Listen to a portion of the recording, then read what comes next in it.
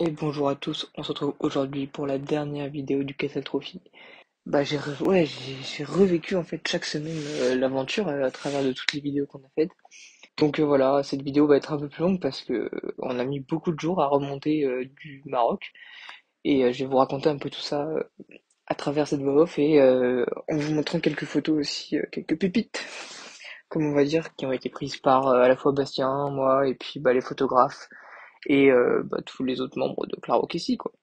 Donc, en gros, on est parti de Marrakech, donc après la soirée de chez Ali. Donc, on est parti le dimanche matin assez tôt pour rejoindre Tanger, pour prendre le bateau. Donc déjà, il y avait bien 6 heures de route, je crois. Puis arrivé là-bas, les bateaux avaient du retard, quoi, c'était un enfer. Donc, nous, on a pris un bateau assez tard et on est arrivé à Algeciras au petit matin, au lever du soleil, quoi. Donc, comme on va pouvoir voir sur les roches. Donc après, première étape, on est remonté pour traverser l'Espagne, quoi. On a suivi la côte Barcelone, Valence et tout, avec une escale à Valence. Et là, première galère, on va dire, première grosse galère. Déjà que tout le monde était fatigué de la journée, les copilotes ils dormaient, les pilotes ils dormaient presque.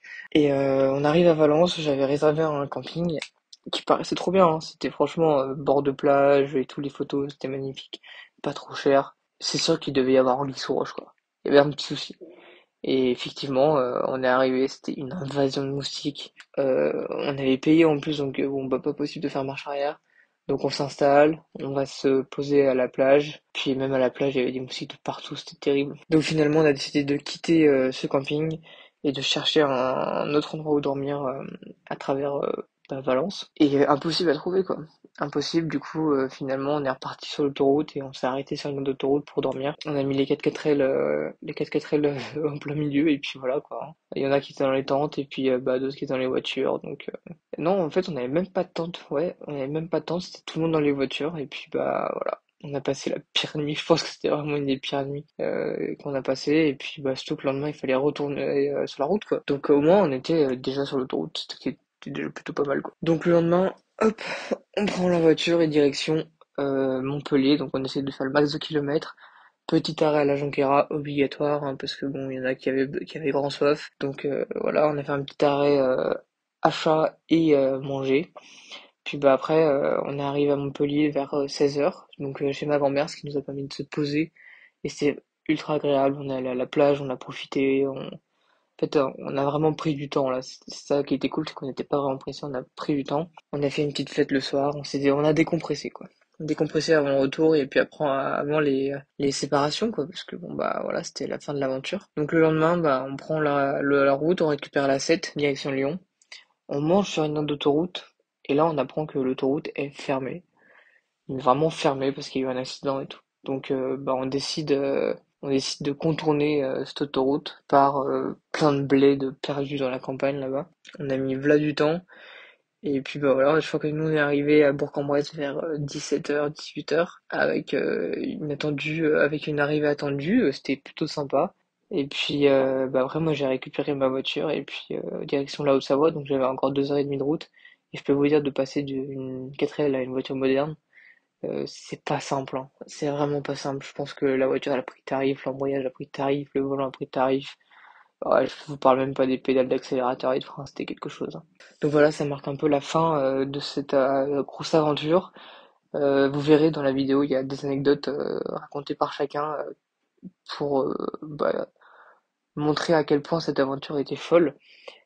Et en fait, voilà, j'espère que les vidéos vous auront montré comment le 4L Trophy c'est à la fois une aventure mécanique, humanitaire et tout, mais c'est aussi une énorme aventure humaine où on rencontre des personnes extraordinaires et qui, je pense, resteront des amis pour très longtemps. Donc voilà, profitez bien et puis on se retrouvera peut-être un jour pour d'autres projets.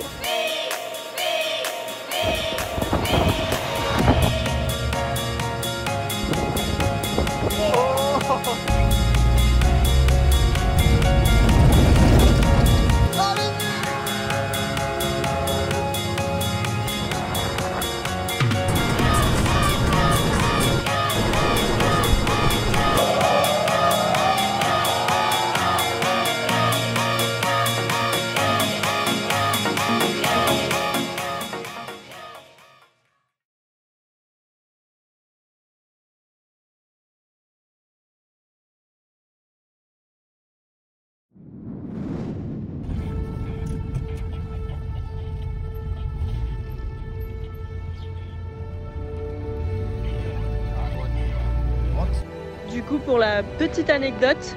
Avec Victoria, on a traversé la moitié, toute la France en fait, même pas la moitié, avec le voyant rouge du moteur allumé.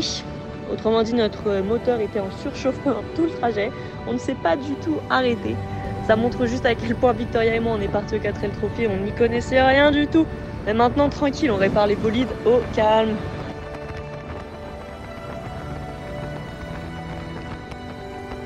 Salut! Il y a eu tellement d'actions et d'anecdotes fantastiques pendant cette aventure que c'est difficile de choisir, mais je pense que si je devais en prendre une, ce serait le soir à Merzouga où on a essayé de faire de la luge, des descentes sur les dunes, tous ensemble avec la team Clarokessi. Parce que c'était un grand moment de n'importe quoi, de débandade et de lâcher prise complet. Ça résume bien notre aventure à tous, donc voilà. Allez, la bise! Alors ma petite anecdote du 4L Trophy, c'est que le jour où on est arrivé au Maroc, le lundi, on a eu beaucoup de galères. Et à un moment donné, c'était trop, notre corps ne pouvait plus prendre les galères. Et nous avons pleuré dans la voiture avec Léa. Et vraiment, c'était ridicule, mais vraiment, on a pleuré. C'était après qu'on ait changé notre alternateur et on s'est dit non mais les gens ils sont trop gentils. T'avais toute la team Clarokessi qui nous attendait. T'avais un mec qui nous avait donné un alternateur alors qu'on ne le connaissait pas. Et du coup on a pleuré et à un moment donné la voiture de Jim et Rémi nous a doublé. Et on a mis nos lunettes de soleil, on a fait les stars, on a fait t'inquiète, on ne pleurait pas. Voilà pour la petite anecdote de cette fantastique aventure. Make them wonder where you've gone, or if you've even gone. Look how far you've come from where you started from. It rolls into one. Think about the problems that need sweeping under.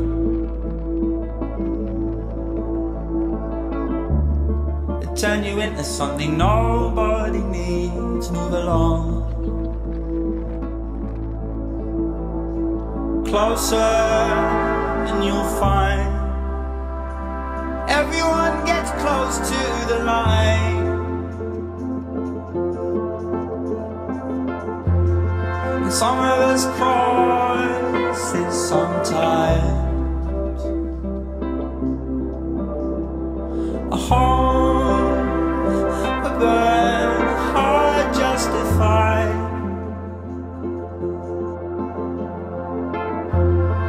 Put them on for a while. Au moment de rentrée du 4L Trophy, en passant par l'Espagne, personne ne le sait sauf moi, mais en fait, entre Malaga et Grenade, donc c'est moi qui conduisais, Elliot dormait, donc c'est pour ça que personne ne le sait à part moi.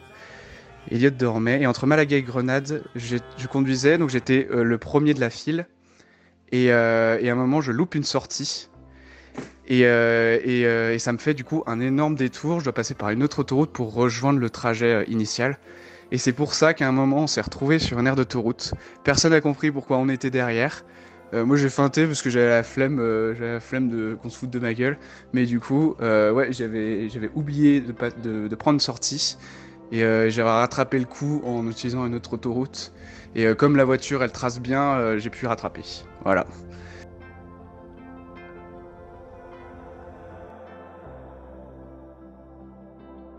Alors pour moi, mon meilleur moment de l'aventure, je pense que c'est quand même l'arrivée. Le fait de passer la fameuse ligne d'arrivée justement, de revoir la famille pour certains. Et de se sauter dans les bras, de voir la joie, les pleurs, de chanter ensemble avec des gens qu'on connaît depuis finalement que 15 jours. Et ça, c'est juste merveilleux.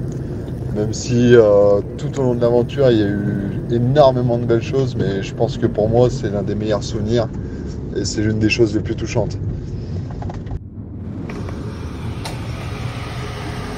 Salut les amis, c'est Elliot, pilote de l'équipage 1995, du nom de As4L. Vous trouverez le lien de notre page Instagram en description. Merci Jim. Des anecdotes. Alors, nous, notre 4L, elle est considérée comme la 4L de Jackie. Pourquoi ? Parce qu'on n'a pas fait une fois les amortisseurs, mais on les a fait 5 fois. Et on a eu des pannes à chaque fois. Donc le démarreur, le galet tendeur, le carburateur, un pneu crevé, bien évidemment les amortisseurs, une pompe à essence. Oh, du petit bricolage quoi. Voilà, mais sinon c'était une régalade. Avec tous nos amis, Claro Kessi, y a pas de souci. C'est la belle vie.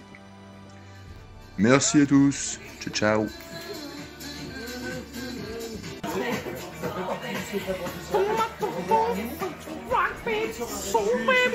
Moi, mon anecdote qui m'a plutôt plu par rapport au séjour qu'on a fait dans le Maroc, c'était le moment où on a tous fait du dromadaire, parce que c'était trop cool. On voyait les dunes, on voyait vraiment tout le désert, on se sentait plus grand que ce que l'on était, à voir le soleil, à avoir une étendue de sable vraiment magnifique.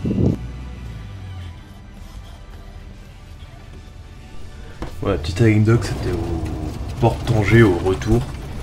Donc ce qu'il faut savoir, c'est qu'on est arrivé hyper tôt, genre vers 20h, 22h, je sais plus.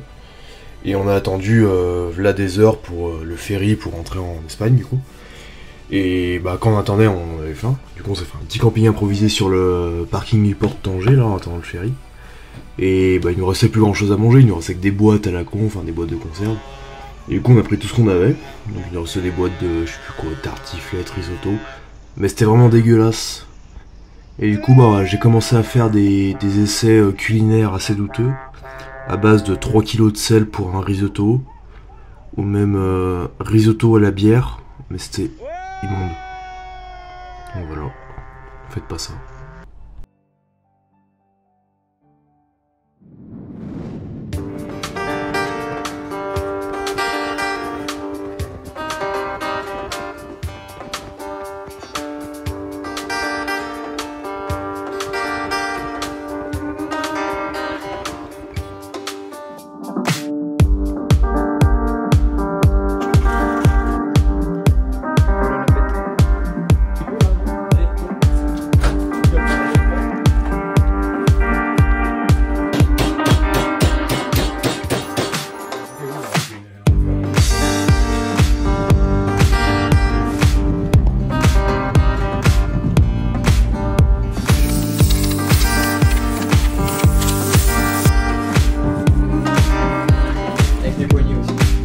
Celle-là, je vais pas la démonter.